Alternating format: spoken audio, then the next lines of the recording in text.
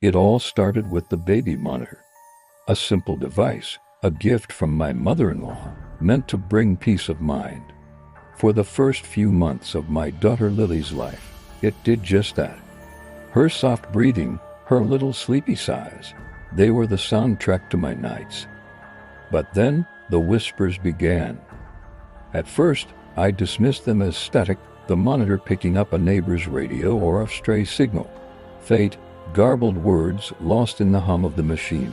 I'd turned the volume down, repositioned the receiver, and tell myself I was just a tired new parent, my mind playing tricks on me. But the whispers grew clearer. They were low, guttural, and always came when Lily was fast asleep, her tiny chest rising and falling in perfect rhythm.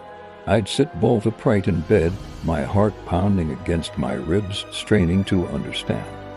It sounded like a language I'd never heard, ancient and unsettling. My husband, Mark, couldn't hear it. "It's just white noise, honey," he'd mumble, rolling over. "You're exhausted. Come back to sleep." I wanted to believe him. I really did. But the cold fear that gripped me felt all too real.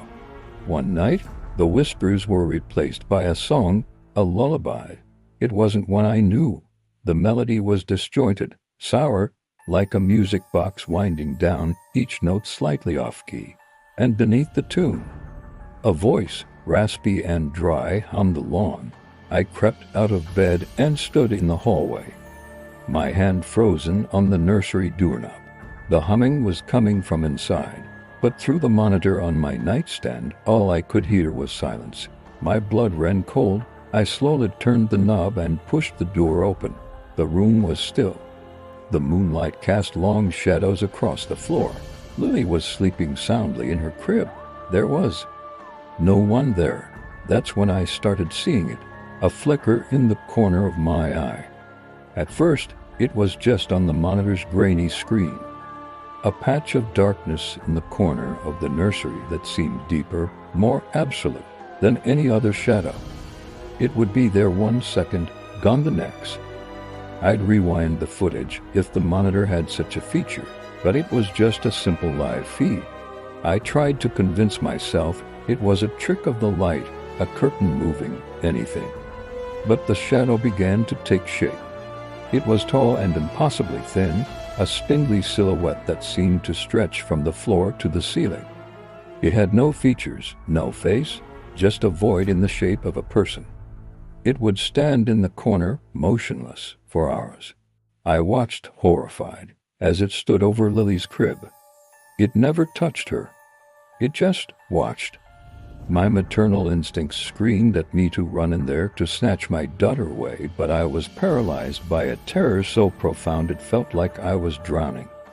I felt that if I acknowledged it, if I charged into that room, something terrible would happen. I stopped sleeping. I spent my nights glued to the tiny screen, my only companion, the static and the silent, menacing figure in my daughter's room. I became a ghost in my own home. Mark was worried. He suggested I see a doctor, that maybe I had postpartum depression. I knew it wasn't that. This was different. This was an invasion. Desperate, I bought a new high-definition camera with night vision and motion detection. The first night I set it up, I waited, my breath held tight in my chest. For hours nothing, just Lily, sleeping peacefully. Relief washed over me. Maybe it was the old monitor. Maybe it was all in my head. I was just about to close my eyes when my phone buzzed with emotion. Alert! I opened the app, my hands shaking. The image was crystal clear. The shadow was there. But it wasn't in the corner anymore. It was leaning over the crib, its form bent in an unnatural arc. And for the first time, I could see it wasn't just a shadow. It had long, spindly fingers, like the branches of a dead tree, and they were reaching slowly, deliberately, towards Lily. I didn't scream. I didn't even think. I flew down the hall and burst into the nursery, flipping on the light. The room was empty, just Lily, stirring awake from the sudden brightness. Her little face scrunching up before letting out a cry, I scooped her into my arms. Holding her so tightly she whimpered. I stood there in the middle of the brightly lit room sobbing, rocking my daughter back and forth, whispering, "I'm here, Mommy's here." The next day, I told Mark everything. I showed him the alerts on my phone. The still images the camera had captured. The pictures were blurry, distorted by the night vision. But it was there, an unexplainable, dark shape. He couldn't deny it anymore. The fear in his eyes mirrored my own. We didn't know what it was or what it wanted, but we knew we couldn't stay. That afternoon, we packed a few bags, put Lily in her car seat, and drove to my parents' house. We didn't look back. We sold the house a few months later at a loss. We told the real estate agent there were electrical issues, that the wiring was faulty. We never mentioned the nursery. We never mentioned the shadow. Sometimes I wonder about the new family that lives there now. I wonder if they have a baby. I wonder if they bought a baby monitor. Lily is 3 now. She's a bright, happy little girl who loves playgrounds and picture books. She has no memory of the house, of the shadow in her room. But sometimes, in the middle of the night, I wake up in a cold sweat, the phantom crackle of a baby monitor in my ears.